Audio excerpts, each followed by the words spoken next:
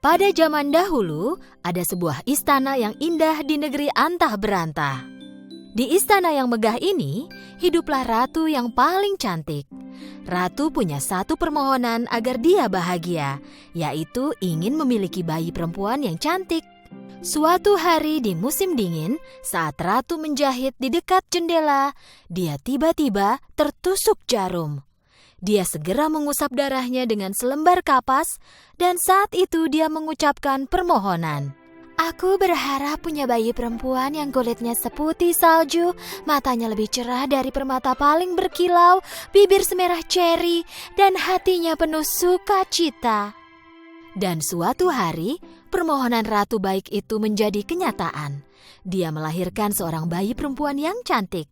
Mereka menamainya Putri Salju. Tahun berlalu dengan cepat, tetapi kebahagiaan mereka tidak berlangsung lama. Ratu baik hati jatuh sakit dan tak lama kemudian meninggal dunia. Tak berapa lama, raja semakin tua dan menjadi sangat lemah. Jadi dia menikah lagi dengan seorang perempuan. Ratu baru ini cukup cantik, tapi hatinya jahat. Dia seorang wanita yang sombong dan pencemburu. Setiap hari, ratu akan melihat ke cermin ajaibnya dan menanyakan pertanyaan ini. Cermin-cermin di dinding, siapakah wanita tercantik di seluruh negeri? Dan cermin ajaib akan menjawab, Tak ada yang mulia, Andalah satu-satunya wanita paling cantik. Dan ratu akan sangat senang dengan jawaban ini. Sejak kedatangan ratu jahat, semua yang ada di istana mulai berubah. Karena perbuatan jahatnya, kerajaan menghadapi banyak sekali masalah. Jadi untuk mengatasi masalah itu, raja harus pergi dari istana. Ratu jahat sangat senang karena kini raja pergi, dia bisa melakukan semua sesuka hatinya.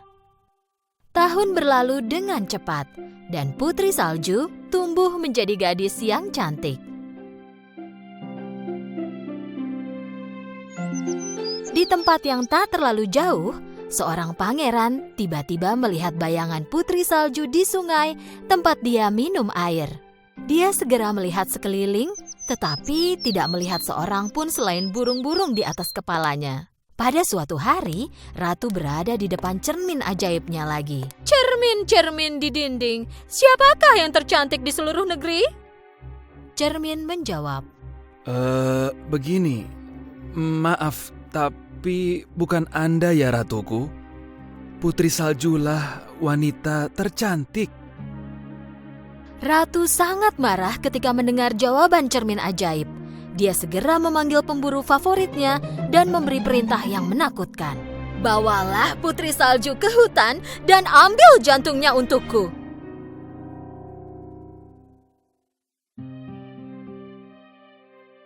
Prajurit membawa Putri Salju ke hadapan ratu. Selamat datang Putri Salju. Kupikir kau bosan di dalam istana. Pergilah cari udara segar di hutan. Jangan khawatir, pemburuku yang terpercaya akan menjagamu. Pemburu membawa Putri Salju ke dalam hutan. Dia harus melakukan apa yang diperintahkan ratu.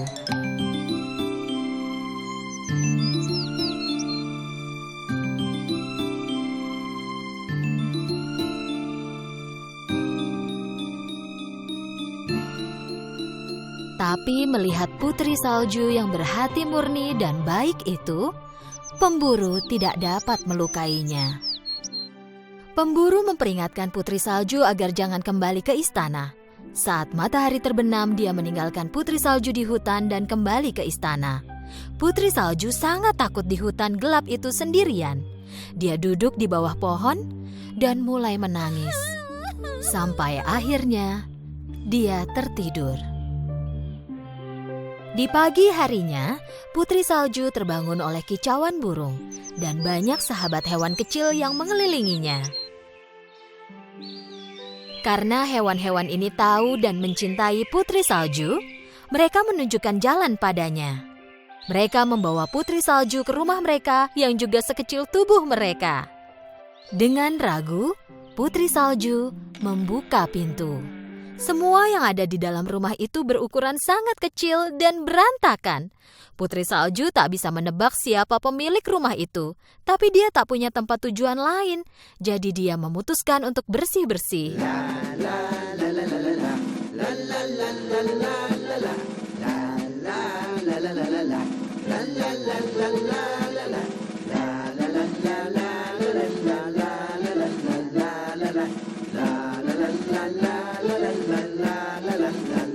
Setelah bersih-bersih rumah dan membuatnya jadi nyaman dan tanpa noda, Putri Salju memasak menggunakan peralatan dapur yang kecil, lalu makan.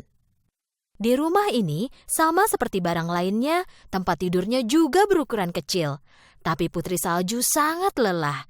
Dia hampir tertidur di tempat dia berbaring. Dia pikir tak akan ada bahaya yang menimpanya di tempat ini, lalu jatuh tertidur pada beberapa tempat tidur yang digabungkan. Di malam hari, 7 kurcaci yang merupakan pemilik rumah cantik itu pulang ke rumah setelah bekerja di pertambangan. Dan saat masuk, mereka sangat terkejut. Rumah bersih dan tercium aroma makanan lezat. Dopi ingin makan sup, tapi karena kecerobohannya, dia menumpahkannya di lantai. Dok mencoba memikirkan apa yang terjadi. Ada sesuatu yang mencurigakan dengan ini semua. Siapa yang melakukannya? Jika aku bisa tidur, aku yakin aku pasti tahu jawabannya, kata Selipi sambil menguap. Ketujuh kurcaci pelan-pelan naik ke atas. Saat mereka masuk ke kamar, mereka tak percaya pada apa yang mereka lihat. Di atas tempat tidur mungil mereka, terbaring seorang gadis yang sangat cantik. Mendengar suara-suara, Putri Salju terlonjak ketakutan dari tidurnya dan melihat 14 mata dari 7 kurcaci menatap ke arahnya. Akhirnya, dengan ragu-ragu, dia berkata, "Namaku Putri Salju. Maaf jika mengagetkan kalian. Aku tidak bermaksud jahat." Ya, kami yakin itu. Jika tidak, kau tak akan membersihkan rumah dan memasak untuk kami. Jawab Dok, lalu memperkenalkan diri mereka. Kami ini 7 kurcaci. Ini Happy, Grumpy, Dopi, Sneezy, Bashful, dan aku, Duck. Dan itu dia, Sleepy.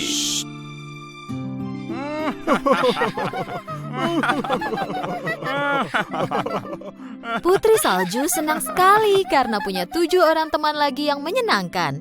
Ia bercerita tentang semua yang telah terjadi. Ketujuh kurcaci sangat sedih mendengar semuanya. Mereka meminta Putri Salju tinggal bersama mereka. Putri Salju setuju dan selalu membantu. Mereka mulai hidup bahagia dan damai. Tapi kebahagiaan mereka tak berlangsung lama.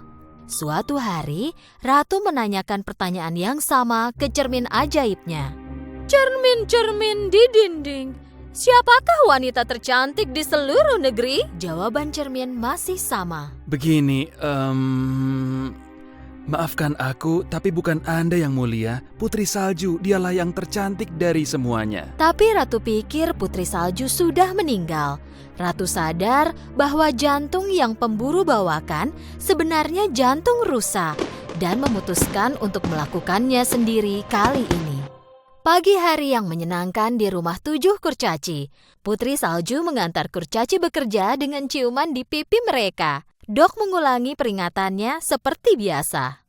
Jangan lupa aturan kita. Jika ada orang asing mengetuk pintu saat kami tidak di rumah, jangan dijawab. Baiklah Dok, tapi kalian jangan terlambat pulang ya.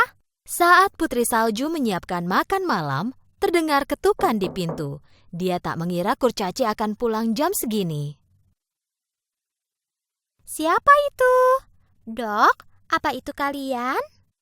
Dari luar terdengar suara wanita tua. Aku tak bermaksud jahat, Nak.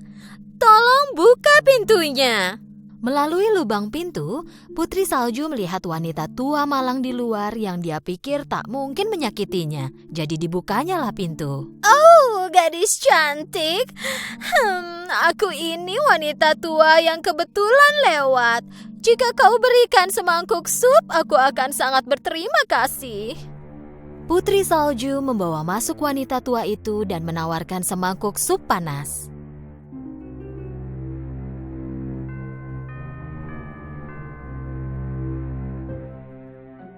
Terima kasih, sayang. Aku tak punya uang, tapi punya apel merah cerah paling lezat untukmu. Satu gigitan akan terasa seperti surga. Putri Salju menggigit apel itu karena penasaran. Dan setelah digigitnya, dia pingsan dan jatuh di lantai.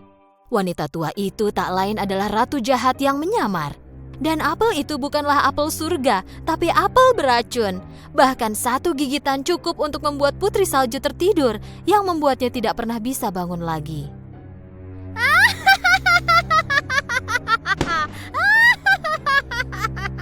Ketika 7 kurcaci pulang, mereka menemukan Putri Salju terbaring di lantai. Dok menemukan apel dengan bekas gigitan. Apel yang dia makan ini pasti beracun. Ini pasti perbuatan ratu jahat.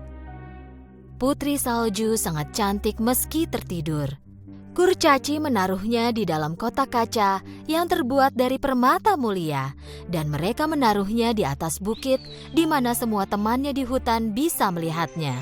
Suatu hari pangeran datang ke hutan itu tempat Putri Salju tertidur. Teman-teman Putri Salju menunjukkan jalan dan membawa pangeran ke kotak kaca tempat Putri Salju tertidur. Pangeran tak percaya pada apa yang dia lihat. Putri cantik yang bayangannya pernah dia lihat di sungai dan terus muncul dalam mimpinya, kini terbaring tepat di hadapannya. Dia mengangkat tutup kotak itu dan mencium Putri Salju. Saat itu juga, mimpi Putri Salju dan pangeran menjadi kenyataan. Cinta mereka mengalahkan kutukan dan Putri Salju membuka matanya. Di saat yang sama, setelah tahu apa yang terjadi pada putrinya, Raja memecahkan cermin ajaib dan mengusir ratu jahat sejauh mungkin dari istana. Putri Salju akhirnya kembali ke istananya dan berkumpul lagi dengan ayahnya. Putri Salju dan pangeran melakukan pernikahan yang megah.